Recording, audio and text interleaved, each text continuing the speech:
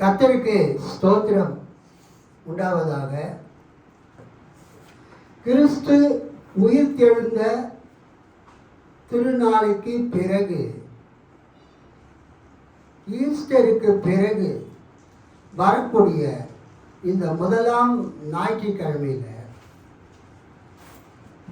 தியானிக்கும்படியாக தெரிந்து கொள்ளப்பட்ட வேத பகுதி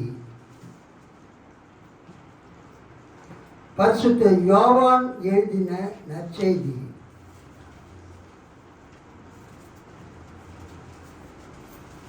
முதலாம் அதிகாரம்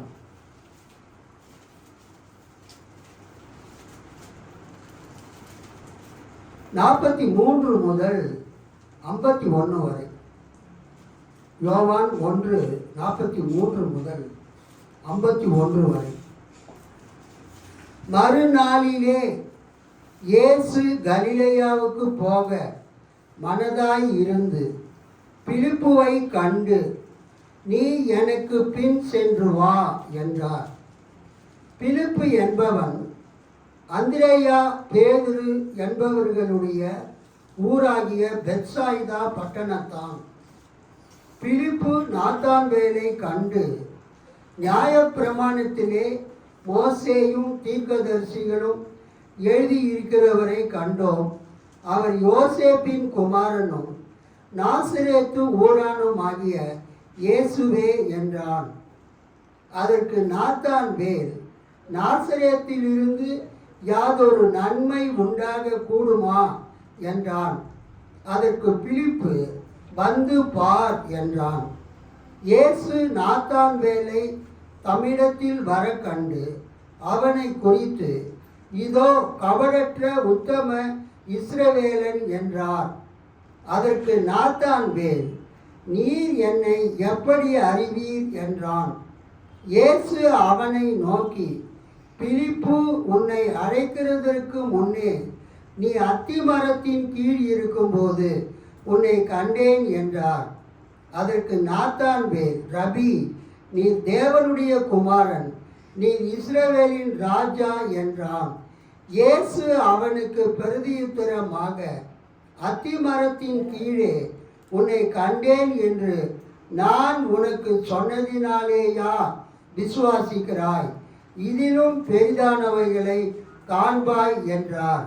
பின்னும் அவர் அவனை நோக்கி, வானம் திறந்திருக்கிறதையும் தேவ தூதர்கள் மனுஷகுமாரனிடத்தில் இருந்து ஏறுகிறதையும் இறங்குகிறதையும் நீங்கள் இது முதல் காண்பீர்கள் என்று மெய்யாகவே மெய்யாகவே உங்களுக்கு சொல்லுகிறேன் என்றார். ஆமென். அல்லேலூயா. கண்களை மூடி ஜெபிப்போம். மகா கிருபையும் இரக்கமும் மிகுந்த பரம தகப்பனே, உமது குமாரனாகிய இயேசு கிறிஸ்துவின் நாமத்தினாலே உம்மை நோக்கி நாங்கள் ஜெபிக்கிறோம். தகப்பனே, இந்த ஈஸ்டருக்கு பிறகு வரக்கூடிய இந்த முதலாவது ஞாயிற்றுக்கிழமையில் வானம் திறந்திருக்கிறதை குறித்து, அல்லது திறக்கப்பட்ட வானத்தை குறித்து நாங்கள் தியானிக்க போகிறோம். எங்களோடு பேசுவீராக. இயேசுவின் சிலுவை மரணத்தில் இருந்து அதை அடிப்படையாக வைத்து நாங்கள் பேச போகிறோம். எங்களோடு பேசும். இயேசுவின் நாமத்தில் பிதாவே, ஆமென். அல்லேலூயா. கர்த்தருக்கு ஸ்தோத்திரம் உண்டாவதாக. நாம் வாசித்த இந்த யோவான் 1ஆம் அதிகாரத்தில் 51ஆம் வசனத்தில், பின்னும் அவர் அவனை நோக்கி, யாரை நோக்கி? நாத்தான்வேலை நோக்கி, வானம் திறந்திருக்கிறதையும்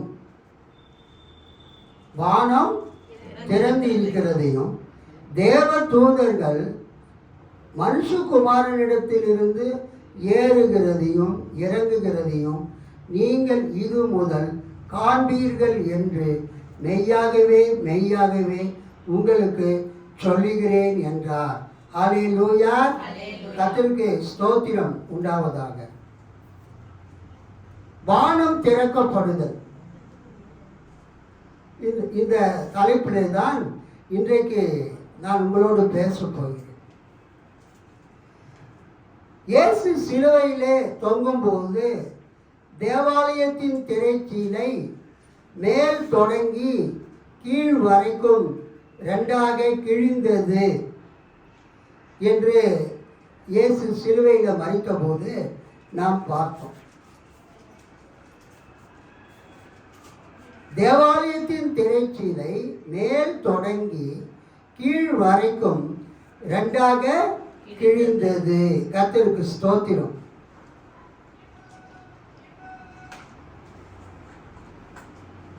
ஒரு யூத வரலாற்று ஆசிரியர், அவர் பெயர் ஜோசபஸ், ஃப்ளேவியஸ் ஜோசபஸ்.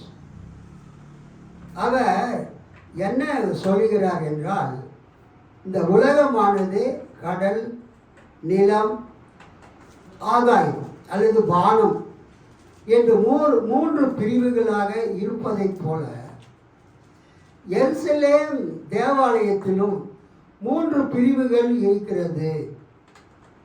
இந்த உலகத்தில் கடல் இருக்கிறது, சி. கடலுக்கு பக்கத்தில் நிலம் இருக்கிறது, லேண்ட். C, land. நீங்கள் அந்த கடற்கரையில் போய் பார்த்தீங்கன்னா வானம் வந்து எதை சந்திக்கிறது?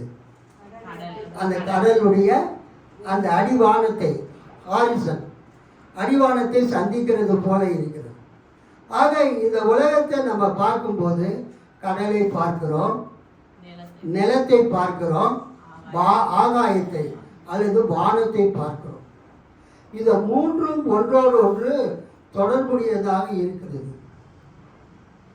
அதுபோல பழைய ஏற்பாட்டில் இருந்த கர்த்தருடைய ஆலயம் அல்லது ஆசரிப்பு கூடாரம், எருசலேம் தேவாலயம் எப்படியாக இருக்கிறது என்று அவர் கூறுகிறார். பிரகாரம், கோர்ட், அவுட்டர் கோர்ட், பிரகாரம். அதற்கு அடுத்ததாக பரிசுத்த ஸ்தலம், ஹோலி பிளேஸ். அதற்கு அடுத்ததாக மோஸ்ட் ஹோலி பிளேஸ்.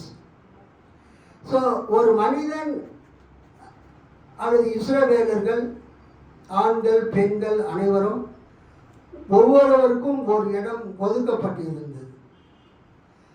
பிற இனத்தவர்களுக்கு, புற ஜாதிகளுக்கு ஆலயத்தினுடைய வெளிப்பகுதியில் ஒரு குறிப்பிட்ட இடம் வரைக்கும் அவர்கள் வந்து அங்கே நின்று யெகோவாவை, கடவுளை நோக்கி வழிபடுமாறு, வணங்குமாறு, ஜெபிக்குமாறு ஒரு இடம் ஒதுக்கப்பட்டிருந்தது.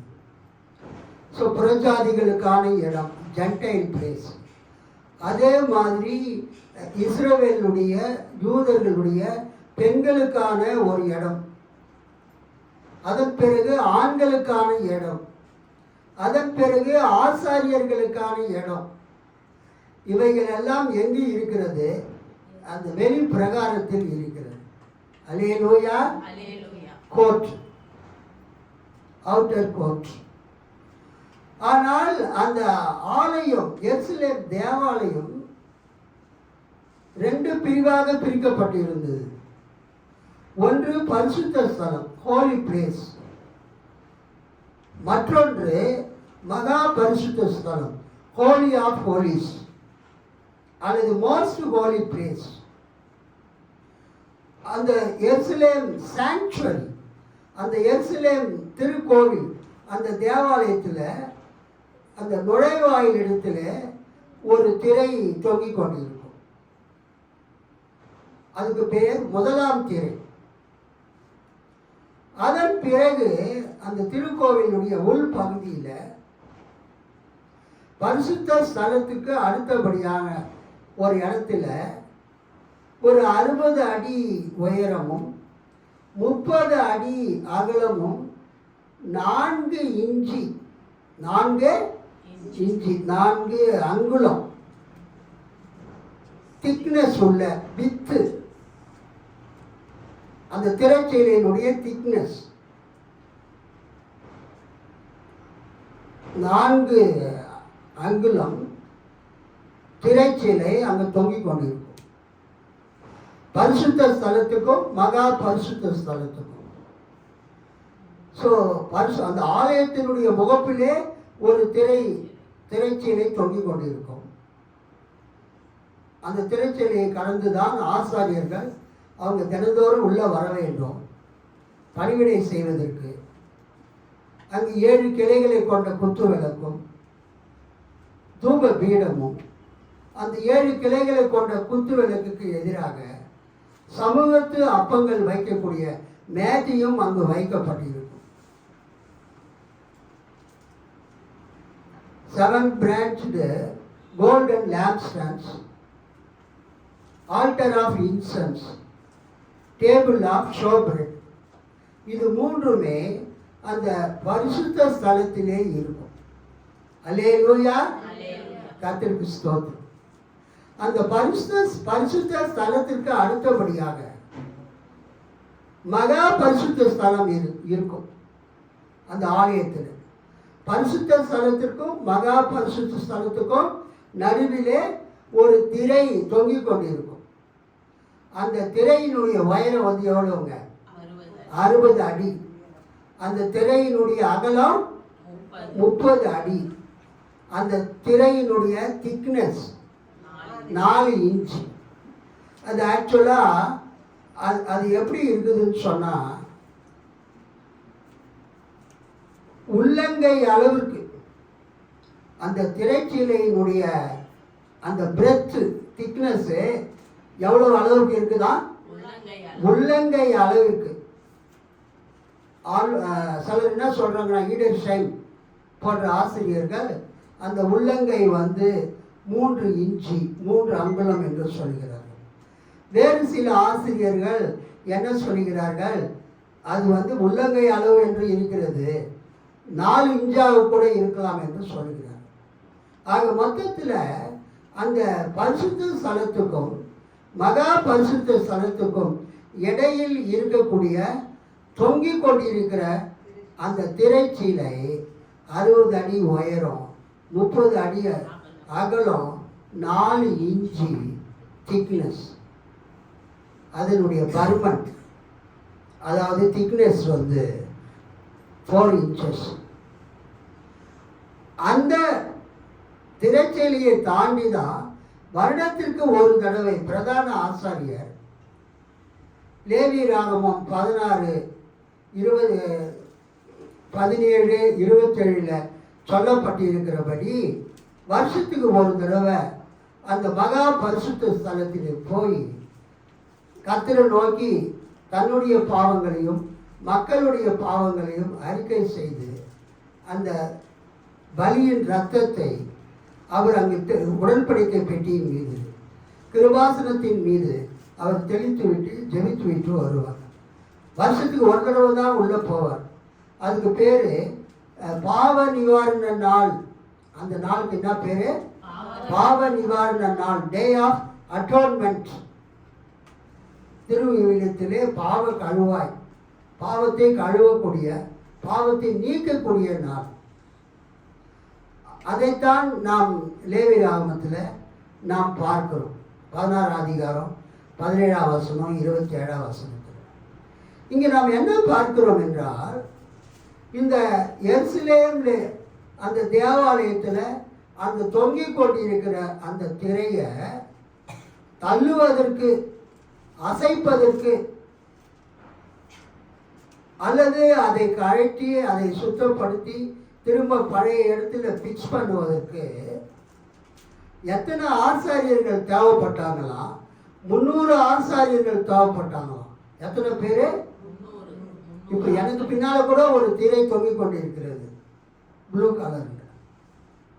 நம்ம திரைன்னு சொன்னால் ரொம்ப மெல்லிஸாக இருக்கும், நம்ம அதை அப்படியே ஒதுக்கிட்டு உள்ளே போயிட்டு வரலாம்னு நம்ம நினைக்கிறோம். ஆனால் எருசலேம் தேவாலயத்தில் தொங்கின அந்த திரைச்சீலை ரொம்ப கனமானது. 300 பேர் சேர்ந்து தான் அந்த திரையையே அவங்க மூவ் பண்ணாங்களாம், அசைச்சாங்களாம். ஒருவேளை கிறிஸ்து பிறப்பதற்கு முன்பதாக யூதாஸ் மக்கபேயர் காலத்தில் அந்த தேவாலயத்தை மறுபிரதிஷ்டை செய்த காலத்தில் ஒருவேளை 300 ஆசாரியர்கள் கிமு 164, அதுதான் வந்து ஃபெஸ்டிவல் ஆஃப் டெடிகேஷன்.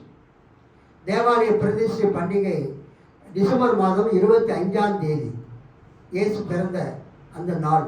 டிசம்பர் மாதம் 25ஆம் தேதி கிஸ்லேவ் மாதம், யூதர்களுடைய மாதம். கிஸ்லேவ் மாதத்தில் அந்த கிமு 164 யூதாஸ் மக்கபேயர் காலத்தில் அந்த எருசலேம் தேவாலயம் மறுபிரதிஷ்டை பண்ணப்பட்டது. அல்லேலூயா. It was dedicated, rededicated.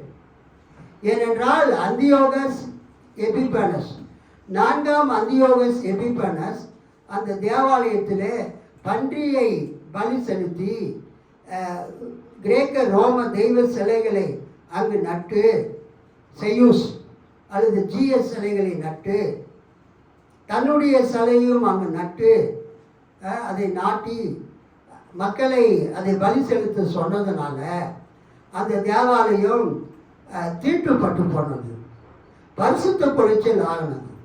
ஆகவே அந்த யூதாஸ் மக்கபேயர் காலத்தில் அந்த தேவாலயத்தினுடைய அந்த பலிபீடத்தினுடைய கற்களை எல்லாம் அதை பிரித்து தனியாக வைத்துவிட்டு மறுபடியும் ஒரு புதிய ஆல்டர், ஒரு பலிபீடத்தை கட்டி அதன் மீது அவங்க பரிசுத்த வேத புத்தகத்தில் சொல்லப்பட்டபடி பலிகளை செலுத்தினாங்க.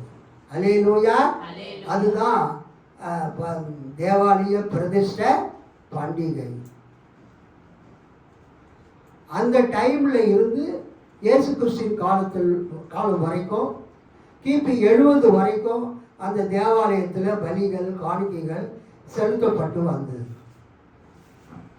இயேசு சிலுவையில் அவர் அறையப்பட்ட போது தேவாலயத்தினுடைய திரைச்சீலை 2ஆக கிழிந்தது. மேலிருந்து கீழ் வரைக்கும் 2ஆக கிழிந்தது. இதை நம்ம ஏன் யோவான் 1:51 பார்க்குறோன்னா, இயேசு சொல்கிறார், யார்கிட்ட சொல்கிறாரு? நாத்தான்வேல் கிட்ட சொல்கிறார். என்ன சொல்கிறாருன்னா,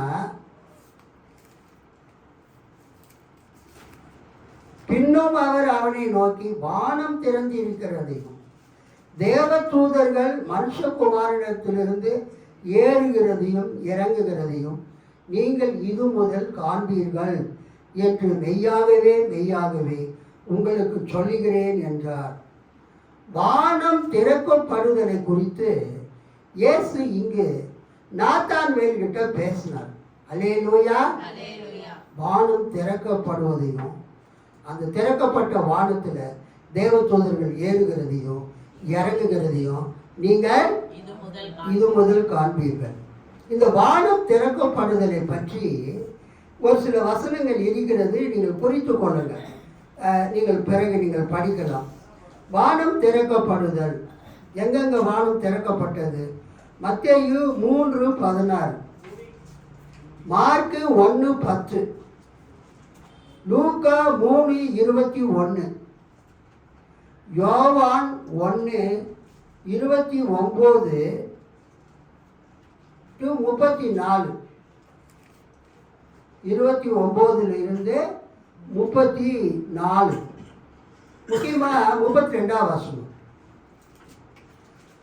யோவான் சாட்சியாக சொன்னது, ஆவியானவர் புறாவை போல வானத்திலிருந்து இறங்கி இவர் மேல் தங்கினதை நான் கண்டேன். அல்லேலூயா. ஸோ இங்கே நம்ம என்ன பார்க்குறோன்னு சொன்னால், மத்தேயு 27:51 இந்த வசனங்களில் வானம் திறக்கப்படுதலை குறித்து வருகிறது. வானம் திறக்கப்படுதலை குறித்து வருகிறது. வானம் எப்பொழுது திறக்கப்பட்டது என்று நாம் புதிய ஏற்பாட்டில் பார்த்தோம் என்றால், இயேசு ஞான ஸ்நானம் எடுக்கும் பொழுது வானம் திறக்கப்பட்டது. அல்லேலூயா. இயேசு ஞான ஸ்நானம் எடுக்கும் பொழுது வானம் திறக்கப்பட்டது. இங்கே பாருங்க, மத்தேயு 3:16 இயேசு ஞானஸ்நானம் பெற்று ஜலத்திலிருந்து கரையேறின உடனே இதோ வானம் அவருக்கு திறக்கப்பட்டது. அங்க என்ன இதோ வானம் அவருக்கு திறக்கப்பட்டது.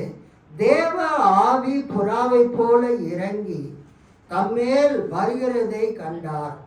அன்றியும் வானத்திலிருந்து ஒரு சத்தம் உண்டாகி, இவர் என்னுடைய நேசகுமாரன், இவரில் பிரியமாயிருக்கிறேன் என்று உரைத்தது. ஒரு அல்லேலூயா சொல்லாமா? அல்லேலூயா. புதிய ஏற்பாட்டில் 2 இடத்துல வானம் திறக்கப்பட்டதை பற்றி பார்க்கிறோம். ஒன்று, இயேசு ஞான ஸ்நானம் எடுத்த பொழுது வானம் திறக்கப்பட்டது. அல்லேலூயா சொல்லுங்க. கர்த்தருக்கு ஸ்தோத்திரம். மத்தேயு 3ஆம் அதிகாரம் 16ஆம் வசனத்தில் நம்ம பார்க்கிறோம், இயேசு ஞானஸ்நானம் பெற்று ஜலத்தில் இருந்து கரையேறின உடனே வாங்க, இதோ வானம் அவருக்கு திறக்கப்பட்டது.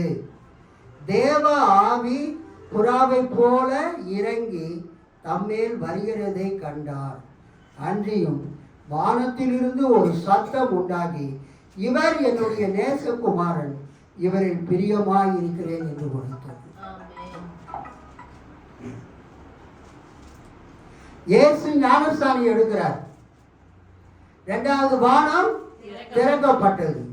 3வது பரலோகத்தில் இருந்து பிதாவாகிய தேவன் ஞானஸ்நானம் எடுக்கிற இயேசுவை நோக்கி பேசுகிறார். அல்லேலூயா. அங்க இருக்கிற மக்களிடத்திலே இயேசுவை பற்றி சொல்கிறார். வானத்திலிருந்து ஒரு சத்தம் உண்டாகி, from heaven, பரலோகத்திலிருந்து ஒரு சத்தம் உண்டாகி, இவர் என்னுடைய நேசகுமாரன், இந்த ஞானஸ்தானம் எடுத்து இருக்கிறவர் என்னுடைய நேசகுமாரன், இவரில் பிரியமாய் இருக்கிறேன் என்று உரைத்தது. நம்ம அதுக்கு அடுத்தது வானம் எங்கு திறக்கப்பட்டதை பார்க்கிறோம். மார்க்கு 1:10 பார்க்கிறோம். மார்க்கு 1:10 ஒருத்தர் படிங்க. அவர் ஜலத்திலிருந்து கரையேறின உடனே வானம் திறக்கப்பட்டதை, அவர் ஜலத்திலிருந்து கரை ஏறின உடனே வானம் திறக்கப்பட்டதையும் ஆவியானவர் புறாவை போல் தம்மேல் இறங்குகிறதையும் கண்டார். புறாவை போல் தம்மேல் இறங்குகிறதையும் கண்டார். 11 அன்றியும் நீர் என்னுடைய நேசகுமாரன், உம்மில் பிரியமாய் இருக்கிறேன் என்று வானத்தில் இருந்து ஒரு சத்தம் உண்டாயிற்று. இங்க நம்ம என்ன பார்க்கிறோம்? இயேசு ஞானஸ்நானம் பெற்ற உடனே வானம் திறக்கப்படுகிறது. அதை எங்கள் கை கட்டி ஆண்டவர் மையப்படுத்தும். இயேசு ஞானஸ்நானம் பெற்று கரையை நல்ல சத்தமா தட்டுங்க. வானம் திறக்கப்பட்டதையும் ஆவியானவர் புறாவை போல் தம்மேல் இறங்குகிறதையும் கண்டார். உடனே ஒரு சத்தம் வருது. எங்கிருந்து வருது? வானத்திலிருந்து வருது.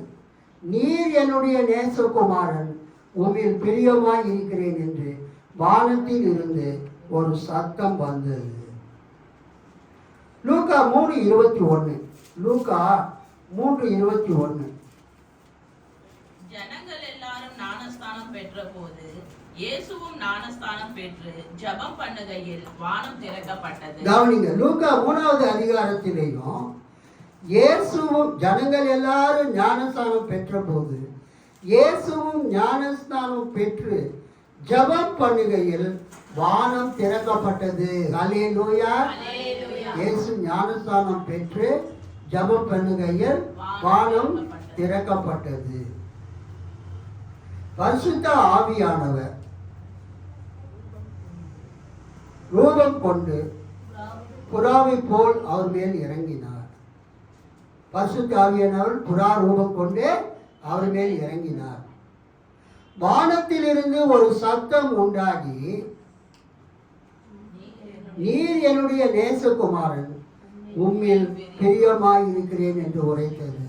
கை தட்டி ஆண்டவரை மகிமைப்படுத்துவாங்க உற்சாகமா.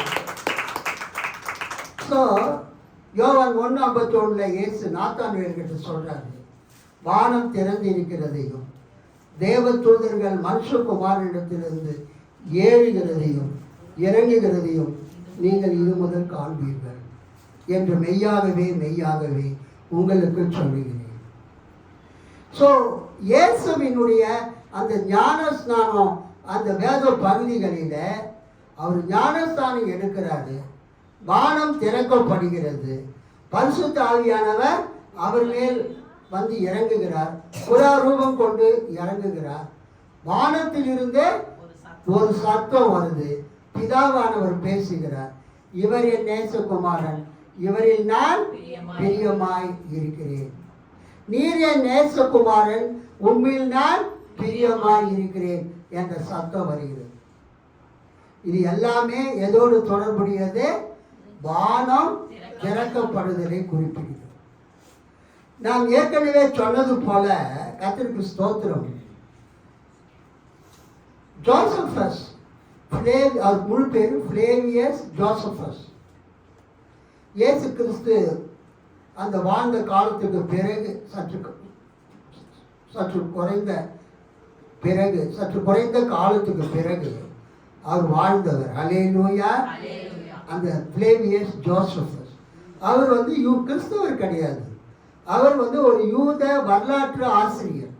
அல்லேலூயா.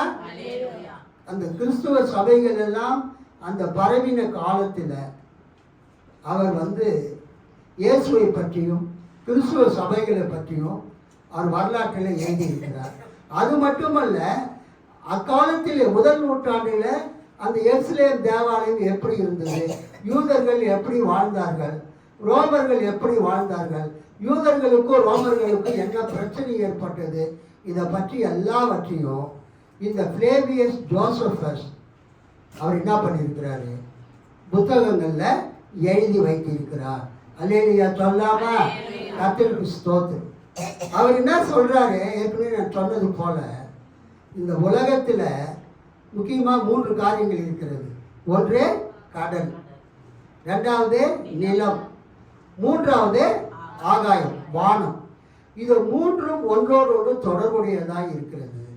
அதை போல எருசலேமில் இருக்கக்கூடிய கர்த்தருடைய ஆலயம், த டெம்பிள் ஆஃப் யெகோவாவினுடைய ஆலயம், கர்த்தருடைய ஆலயம் 3 பிரிவாக இருக்கிறது. ஒன்று பிரகாரம், கோர்ட், அவுட்டர் கோர்ட், அல்லது பிரஜாதிகளுக்கான இடம், யூத ஆண்களுக்கான இடம், யூத பெண்களுக்கான இடம், அப்புறம் ஆசரிப்பு கூடாரம் அல்லது தேவாலயத்தில் ஊழியம் செய்கிற ஆசாரியர்களுக்கான இடம்.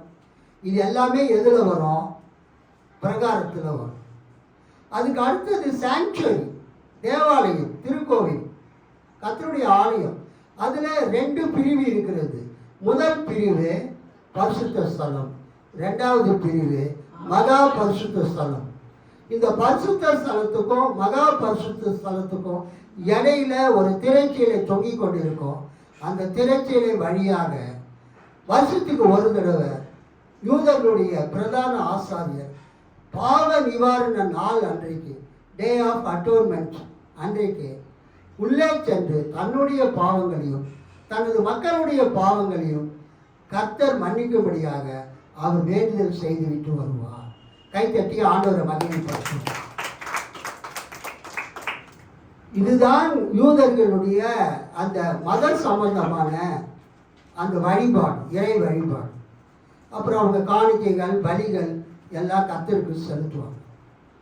இயேசுவை சிலுவையில் அறைந்த அன்றைக்கு, அந்த பெரிய வெள்ளிக்கிழமை அன்றைக்கு என்ன நடந்தது என்றால், அந்த பரிசுத்த ஸ்தலத்தையும் மகா பரிசுத்த ஸ்தலத்தையும் பிரிக்கக்கூடிய அந்த மாபெரும் திரைச்சீலை, 60 அடி உயரம், 30 அடி அகலம், 4 அங்குலம் திக்னஸ், இன்ச்சு திக்னஸ் உள்ள அந்த திரைச்சீலை மேல் தொடங்கி கீழ் வரைக்கும் எப்படி பிரிஞ்சதுங்க?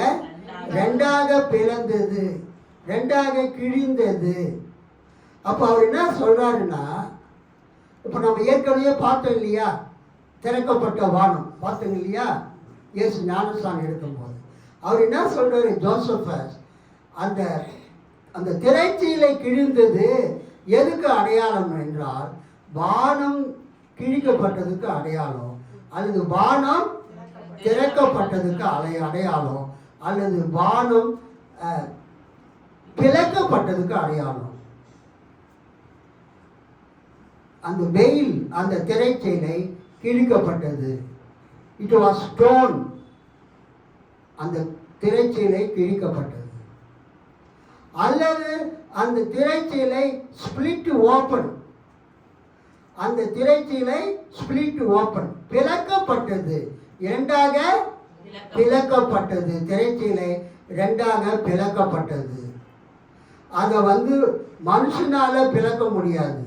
அல்லேலூயா. யாரால தான் பிளக்க முடியும்? ஆண்டவரால தான் பிளக்க முடியும். அந்த இயேசு ஞானஸ்நானம் எடுத்த போது அந்த வானத்தை யார் பிளந்தது? தேவன் தான், கர்த்தர் தான் பிளந்தார். அங்கிருந்து கர்த்தர் தான் பேசினார். அல்லேலூயா. அந்த நாத்தான்கிட்ட இயேசு பேசும்போது அவர் என்ன சொல்றாரு? பின்னும் அவர் அவனை நோக்கி, வானம் திறந்திருக்கிறதையும் தேவதூதர்கள் மனுஷகுமாரனிடத்திலிருந்து ஏறுகிறதையும் இறங்குகிறதையும் நீங்கள் இது முதல் காண்பீர்கள் என்று மெய்யாகவே மெய்யாகவே உனக்கு சொல்லுகிறேன். அப்ப இயேசு அந்த சிலுவையில தொங்கும் போது மத்தேயும் மார்க்கும் என்ன சொல்றாங்கன்னா, இயேசு சிலுவையில ஜீவனை விட்ட பிறகு அந்த திரைச்சீலை, தேவாலயத்தின் திரைச்சீலை நடுவாக மேலிருந்து கீழ் வரைக்கும் ரெண்டாக கிழிந்தது அல்லது பிளந்தது என்று அவங்க சொல்றாங்க. இங்க பாருங்க, இயேசு மறுபடியும் மகா சத்தமாய் கூப்பிட்டு ஆவியை விட்டார். அப்பொழுது தேவாலயத்தின் திரைச்சீலை மேல் தொடங்கி கீழ் வரைக்கும் ரெண்டாக கிழிந்தது. மத்தேயு 27:50-51. அதுக்கு அடுத்தது மார்க்கு 15:37-38. இயேசு மகா சத்தமாய் கூப்பிட்டு ஜீவனை விட்டார்.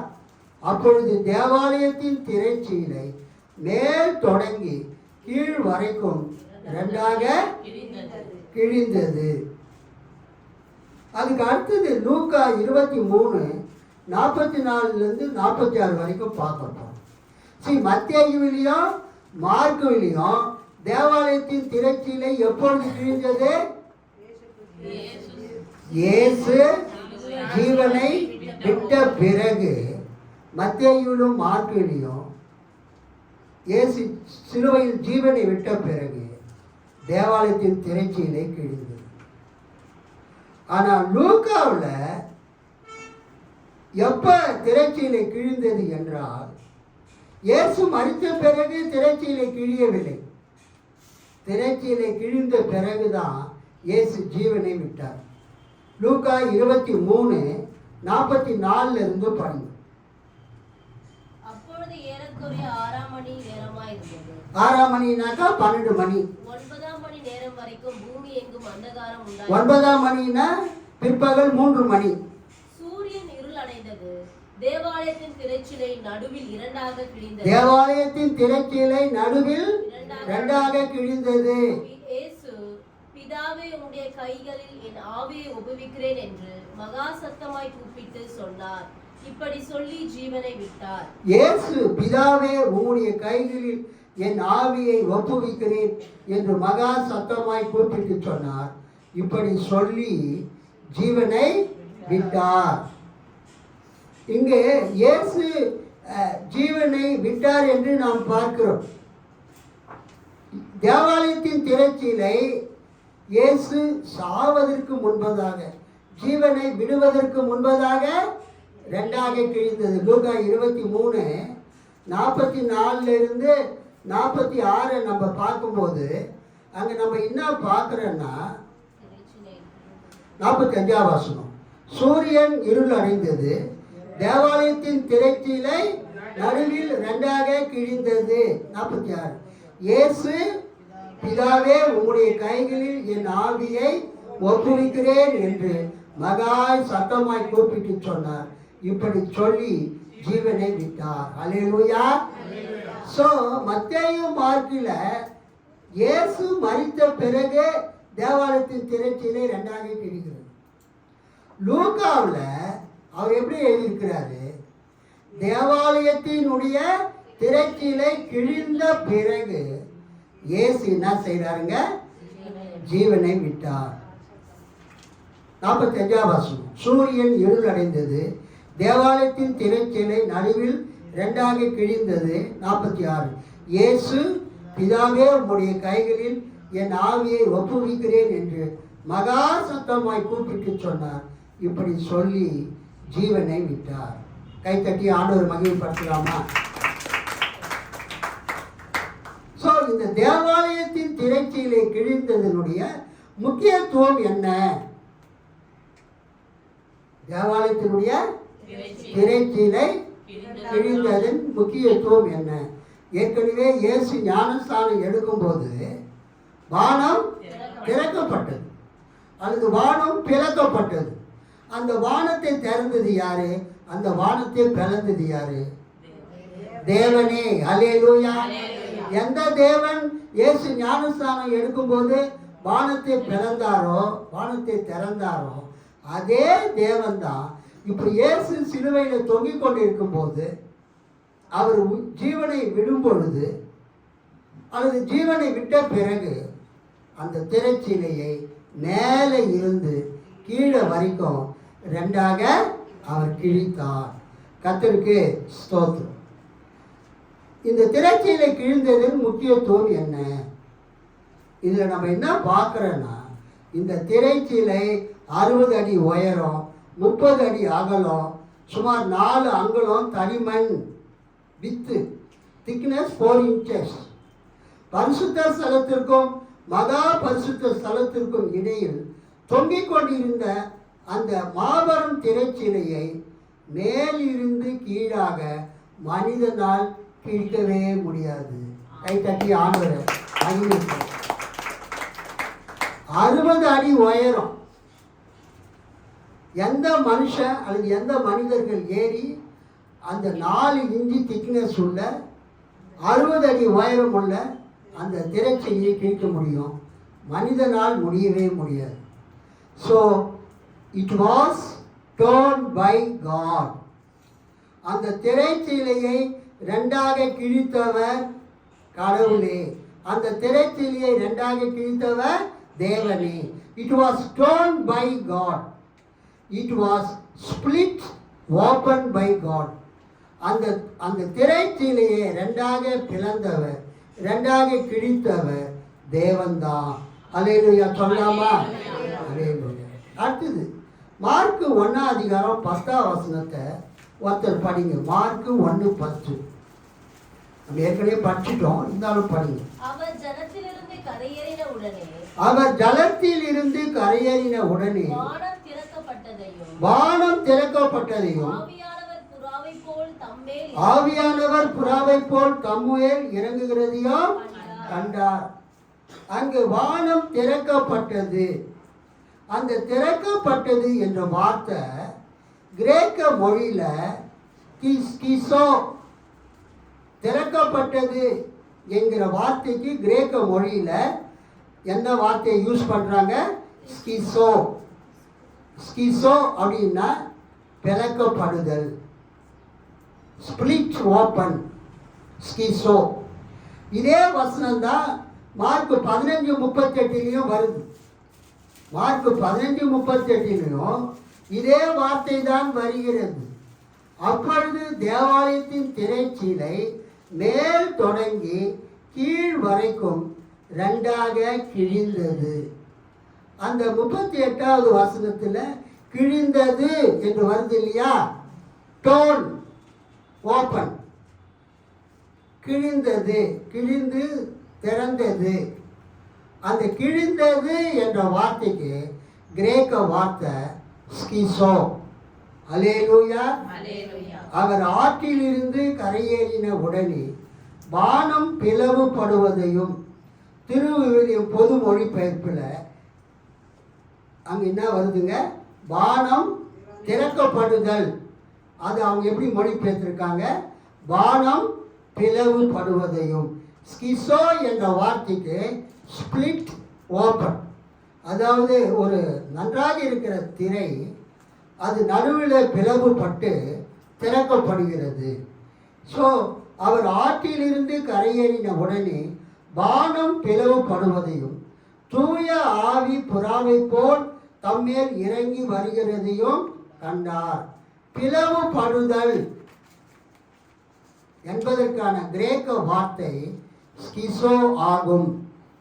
ஸ்கிசோ என்ற வார்த்தைக்கு என்னென்ன அர்த்தம் இருக்குது? ஸ்கிசோ is apparently a primary verb. To split or to sever, literally or figuratively, break, divide, open, rend, make a rent. இதுதான் ஸ்கிசோனுடைய அர்த்தம். அதாவது பிளவுபடுதல், பிரித்தல், கிழித்தல். இதை ஏசாயா ஜெபம் பண்றார். ஏசாயா 63 18 இருந்து 64:1 வரைக்கும் அது ஏசாயாவினுடைய ஜெபமாக இருக்கிறது. ஏசாயாவினுடைய ஜெபம் 63:18 இருந்து 64:1 வரைக்கும். அங்கே என்ன நம்ம அது என்னன்னா, பரிசுத்தமுள்ள உமது ஜனங்கள் கொஞ்ச காலம் மாத்திரம் அதை சுதந்திரித்தார்கள். எங்கள் சத்துருக்கள் உம்முடைய பரிசுத்த ஸ்தலத்தை மிதித்து போட்டார்கள். நாங்களே உம்முடையவர்கள், அவர்களை ஒருபோதும் நீர் ஆண்டதில்லை, அவர்களுக்கு உமது நாமம் தரிக்கப்பட்டதும் இல்லை. 64:1. உமது நாமத்தை சத்துருக்களுக்கு தெரிய பண்ணுவதற்கும் ஜாதிகள் உம்முடைய சந்நிதிக்கு முன் தத்தரிப்பதற்கும். 2. தேவரீர் வானங்களை கிழித்து இறங்கி. அல்லேலூயா. 2ஆம் வசனம் 64:2. அங்க என்ன சொல்லப்பட்டிருக்கிறது? தேவரீர் வானங்களை கிழித்து இறங்கி உருக்கும் அக்கினி எரியுமா போலவும் அக்கினி தண்ணீரை பொங்க பண்ணுமா போலவும் பர்வதங்கள் உமக்கு முன்பாக உருகும்படி செய்யும். இது ஏசாயாவினுடைய ஜெபம். ஏசாயா என்ன சொல்றார்? ஆண்டவரை பார்த்து, தேவரீர் வானங்களை கிழித்து இறங்கும். கைகளை தட்டி ஆண்டவரை மகிமைப்படுத்தும். அது என்ன மீனிங்க? இயேசு ஞானஸ்தானம் பெற்ற போதே எப்படி வானம் திறக்கப்பட்டது? இயேசு சிலுவையில் மரித்த போது, ஜீவனை விட்ட போது தேவாலயத்தின் திரைச்சீலை மேலிருந்து கீழாக எப்படி 2ஆக கிழிந்ததோ, பிளவுபட்டதோ, அதை போல தேவரீர் வானங்களை கிழித்து இறங்கும். ஸோ இந்த ஏசாயா 64:2 வரக்கூடிய வார்த்தையும் இந்த வானங்களை திறந்தருளும், வானங்களை திறந்து அந்த தேவாலயத்தின் திரைச்சீலை 2ஆக கிழிந்து, இங்கு வரக்கூடிய வார்த்தைகள் எல்லாமே ஸ்கிசோ. அல்லேலூயா. அந்த கிரேக்க வார்த்தை, கிரேக்க பைபிள்ல ஏசாயா 64:2 அந்த ஸ்கிசோ என்ற வார்த்தையை பயன்படுத்துகிறது. வானங்களை கிழித்து இறங்கும். அதை போலவே இங்கு நாம் என்ன பார்க்கிறோம் என்றால், தேவன் ஆதியாகமம் 1ஆம் அதிகாரத்தில் வானத்தை பூமியும் உண்டாக்கும் போது சமுத்திர ஜலத்தை ஆகாய விரிவுக்கு மேலாக ஒரு ஜலத்தையும் ஆகாய விரிவுக்கு கீழாக ஒரு ஜலத்தையும் ஆண்டவர் ஏற்படுத்தினார். அது ஆதியாகமத்திலே நம்ம பார்க்கிறோம். உலகத்தை சிருஷ்டிக்கும் போது கடவுள் செய்த சிருஷ்டிப்பின் செயல் இங்கே மேலிருந்து கீழாக 2ஆக கிழிந்தது என்பது காட்டப்படுகிறது. அப்பொழுது கடவுள் நீர்த்திரளுக்கு இடையில் வானம் தோன்றுக, அது நீரினின்று நீரை பிரிக்கட்டும் என்றார். கடவுள் வானத்தை உருவாக்கி வானத்திற்கு கீழுள்ள நீரையும் வானத்திற்கு மேலுள்ள நீரையும் பிரித்தார். அது அவ்வாறே ஆயிற்று. ஆதியாகமத்தில் நம்ம என்ன பார்க்குறோன்னா, 1ஆம் அதிகாரத்தில் தேவன் ஜலத்தை பிரிக்கும் போது அவர் என்ன சொல்றாரு? 6:7 பின்பு தேவன் ஜலத்தின் மத்தியில் ஆகாய விரிவு உண்டாக கடவுது என்றும் அது ஜலத்தினின்று ஜலத்தை பிரிக்க கடவுதும் என்று சொன்னார்.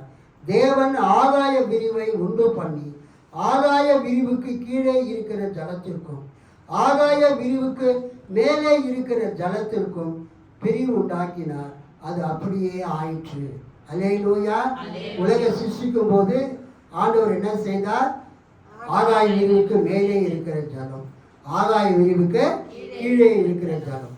அப்ப தேவாலயத்தின் திரைச்சீலை மேலிருந்து கீழாக கிழிந்தது என்று வரும்போது அது வானத்தில் இருந்து அது பூமியை நோக்கி அந்த திரைச்சீலையை ரெண்டாக கிழிக்கிறதாக நாம் எடுத்துக்கொள்ள வேண்டும்.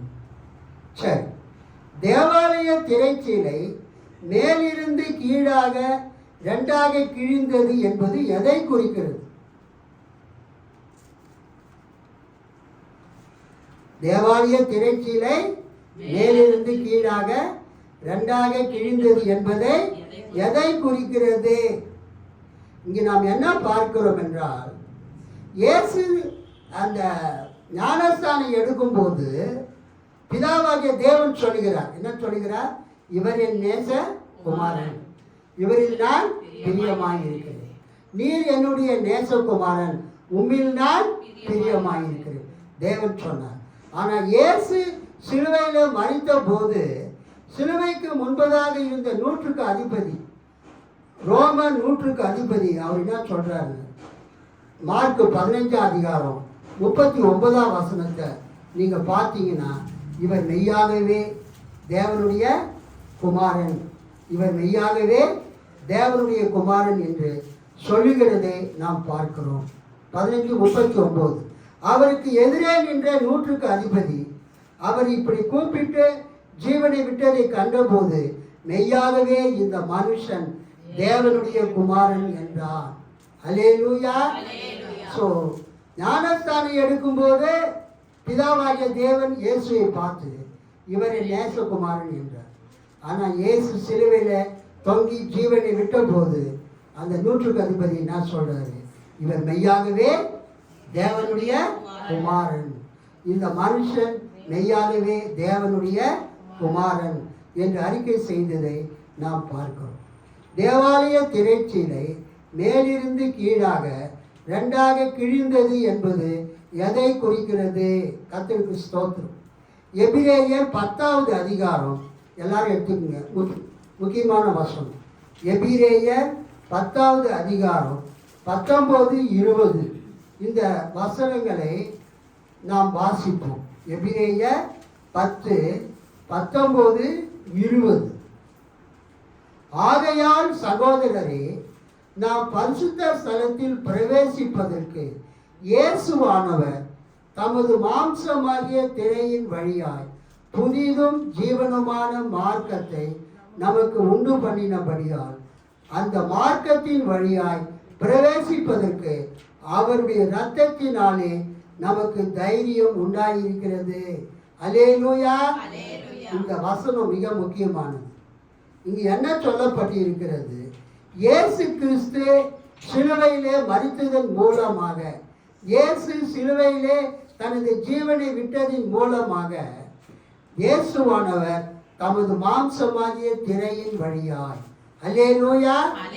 அந்த ஜோசப்பஸ் என்ன சொல்கிறார்? சமுத்திரம், கடல், நிலம், ஆகாயம், வானம், திரைச்சீலை ரெண்டாக கிழிந்தது எதுக்கு அடையாளம்? வானம் கிழிக்கப்பட்டதற்கு அடையாளம். இங்கு எபிரேய ஆசிரியர் என்ன குறிப்பிடுகிறார்? இயேசுவானவர் தமது மாம்சமாகிய திரையின் வழியாய், அல்லேலூயா.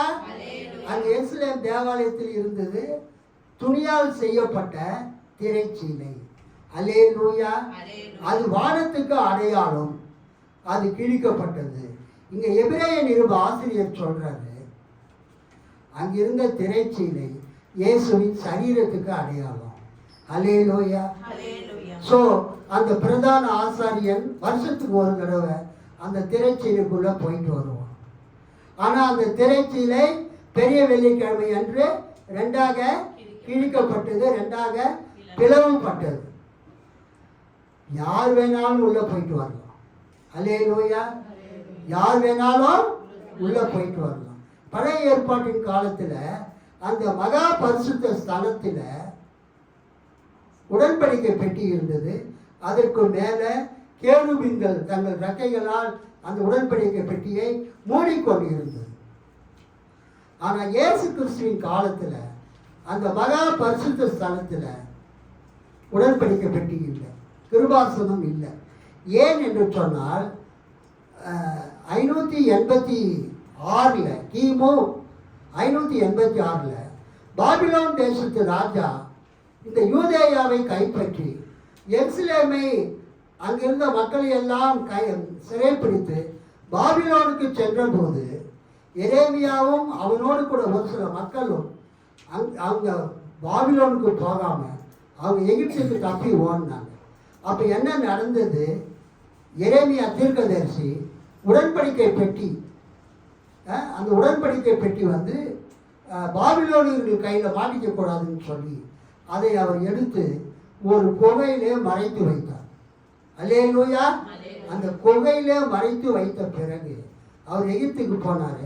எகிப்திலேயே அவரை கல்லெறிஞ்சு அவரை சாகடித்து விட்டார். அவர் திரும்ப பாலஸ்தீனத்துக்கு யூதாவுக்கு திரும்பி வரல, யூதேயா தேசத்துக்கு. அப்போ என்ன நடந்ததுன்னா, பாபிலோனுக்கு போனவங்க 70 வருஷம் பொறுத்து திரும்பி வந்தாங்க.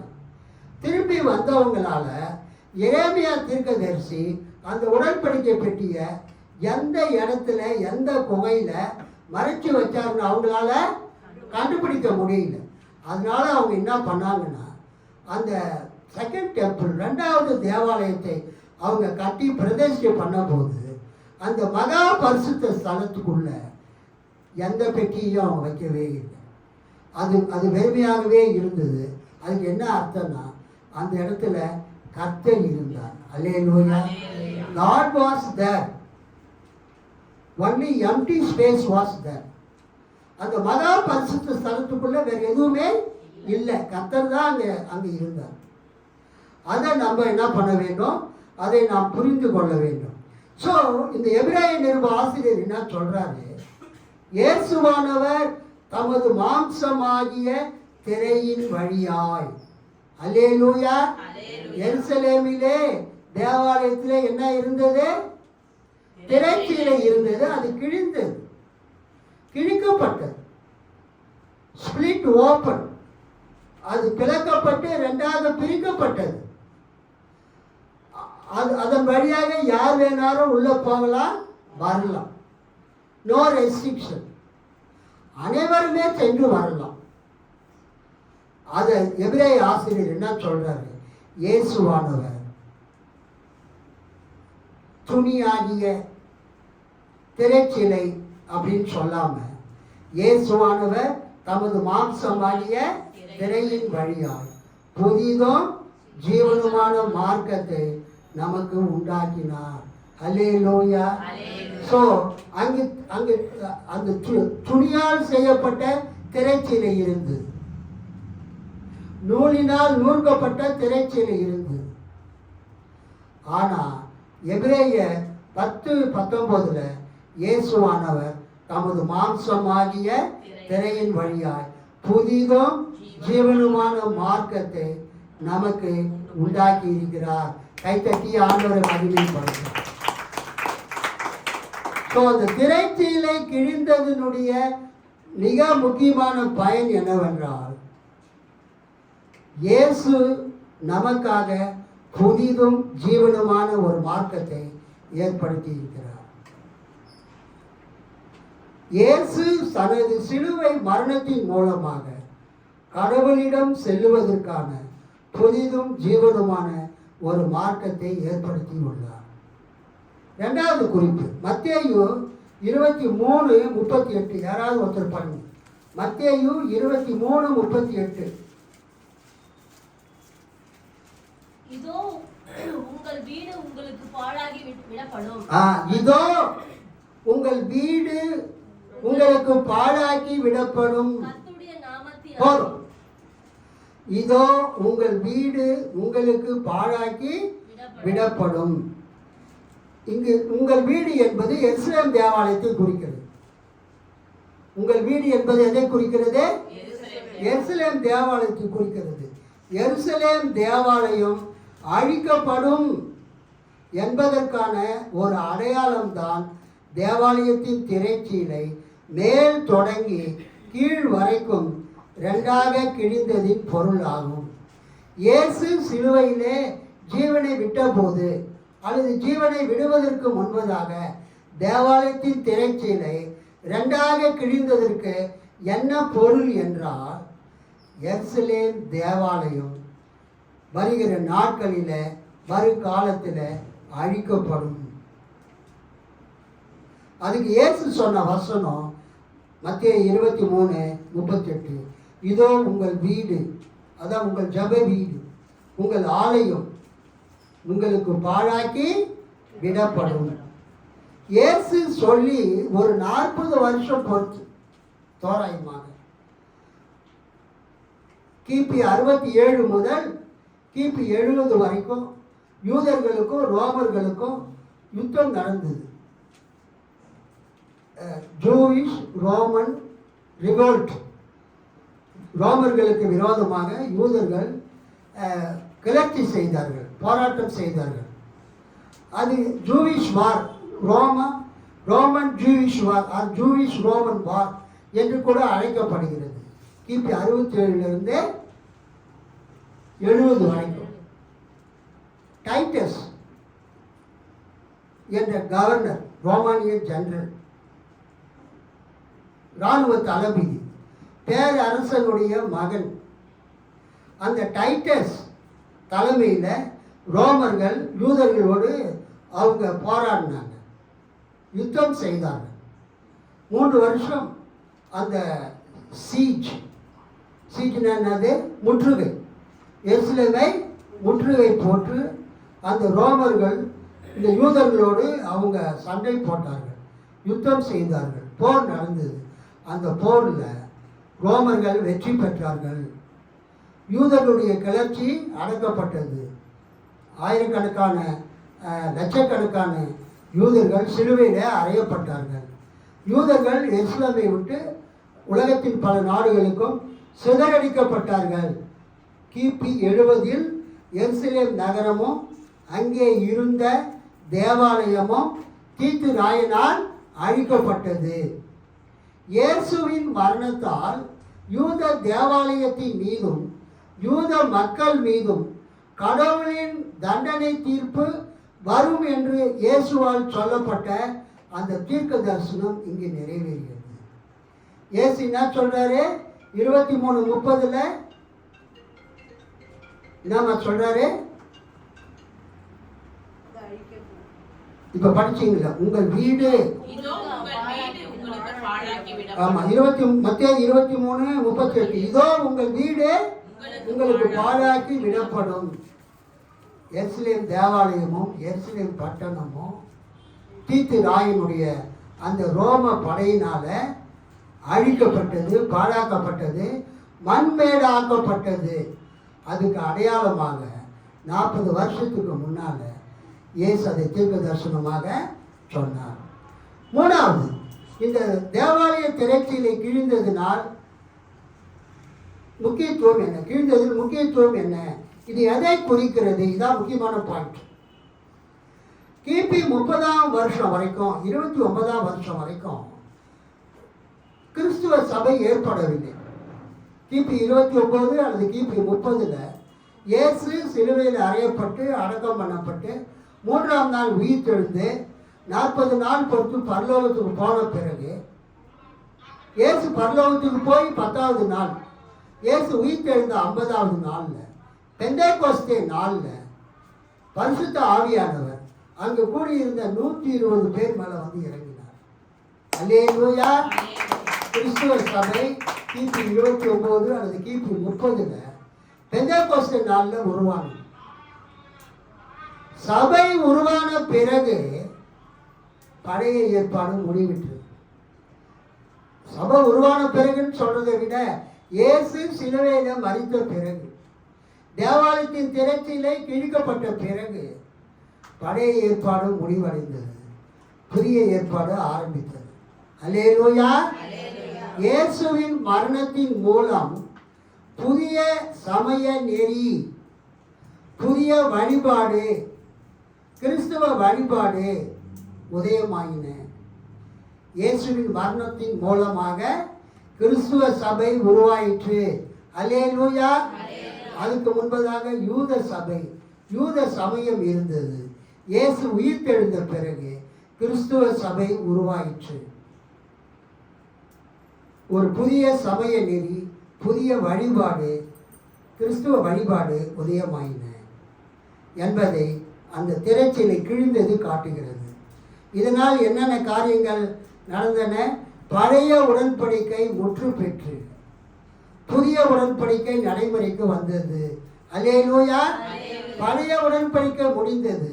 இயேசு ஏற்படுத்தின புதிய உடன்படிக்கை நடைமுறைக்கு வந்தது. பழைய ஏற்பாட்டு பலிகள், பழைய ஏற்பாட்டு காணிக்கைகள், பழைய ஏற்பாட்டு பண்டிகைகள், பழைய ஏற்பாட்டு ஆராதனை முறைகள், பழைய ஏற்பாட்டு ஆசாரியத்துவம் அனைத்தும் முடிவுக்கு வந்தது. கைகளை கட்டி ஆண்டவரை மகிமைப்படுத்தும். பைபிளில் பழைய ஏற்பாட்டில் யூதர்கள் கொண்டாடின 7 பண்டிகைகள் இருக்கிறது. ஆனால் இன்னைக்கு கிறிஸ்துவ சபையில் அதை நம்ம கொண்டாடுறோமா? இல்லை. யூதர்கள் கொண்டாடின பண்டிகைகளை கிறிஸ்தவங்க கொண்டாடக்கூடாது. இன்னைக்கு பல கிறிஸ்தவங்க தெரியாமல் அந்த 7 பண்டிகைகளை அவங்க கொண்டாடிட்டு இருக்கிறாங்க. தப்பு. அது இயேசுவின் சிலுவை மரணத்துக்கு பிறகு பழைய ஏற்பாடு முடிவுக்கு வந்தது. பழைய ஏற்பாட்டு பலிகள், பழைய ஏற்பாட்டு காணிக்கைகள், பழைய ஏற்பாட்டு பண்டிகைகள், பழைய ஏற்பாட்டு ஆராதனை முறைகள், பழைய ஏற்பாட்டு ஆசாரியத்துவம், இவை அனைத்தும் முடிவடைந்தது. கிறிஸ்துவ திருச்சபையின் மூலமாக புதிய ஏற்பாட்டு ஊழியம், புதிய ஏற்பாட்டு சபை, புதிய ஏற்பாட்டு ஆராதனை இன்றைக்கு பூமியிலே ஏற்பட்டது. கைகளை தட்டி ஆண்டவரை மகிமைப்படுத்தும்.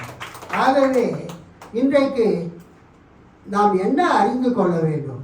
இயேசு சிலுவையிலே அவர் ஜீவனை விட்ட போது தேவாலயத்தின் திரைச்சீலை 2ஆக கிழிந்தது. அல்லது ஜீவனை விட்ட பிறகு கிழிந்ததுன்னு சொல்றாங்க மத்தேயும் மார்க்கும். ஆனால் லூக்கா சொல்றாரு தேவாலயத்தின் திரைச்சீலை கிழிந்த பிறகு இயேசு ஜீவனை விட்டார். எப்படி இருந்தாலும் இயேசு ஏற்படுத்தின புதிய உடன்படிக்கை, புதிய உடன்படிக்கையின் மக்களாக கிறிஸ்தவர்களாக நாம் இருக்கிறோம். பழைய உடன்படிக்கையில் ஒன்லி விருத்த சேதனம் பண்ணப்பட்டவங்க தான் தேவனுடைய பிள்ளைகள். ஆனால் இயேசு ஏற்படுத்தின இந்த புதிய உடன்படிக்கையில் யாரெல்லாம் இயேசுவை விசுவாசித்து ஞானஸ்தானம் பெற்று கிறிஸ்துவ திருச்சபையில் சேர்ந்து இயேசுவை வழிபடுகிறார்களோ, வணங்குகிறார்களோ, அவர்கள் அத்தனை பேரும் புதிய ஏற்பாட்டு தேவ மக்கள். அல்லேலூயா. புதிய ஏற்பாட்டு தேவனுடைய பிள்ளைகள், இயேசுவின் ரத்தத்தால் மீட்கப்பட்டவர்கள். இந்த உலகத்தில் இருக்கிற அத்தனை பேர்களும் தேவனுடைய சபைக்கு வரலாம். அல்லேலூயா. இயேசுவை விசுவாசித்து ஞானஸ்தானம் எடுத்து கர்த்தருடைய பிள்ளைகளாக மாறலாம். இந்த செய்தியின் மூலமாக கர்த்தர் நம்ம கொடுத்த இந்த வாக்கு தத்துவத்திற்காக நாம் எல்லாரும் கையில கட்டி ஆண்டவரை மகிமைப்படுத்தலாம். கர்த்தர் உங்களையும் என்னையும் தேவனுடைய மக்களாக மாற்றி இருக்கிறார். ஆமென். கர்த்தருக்கு ஸ்தோத்திரம். ஆமென்.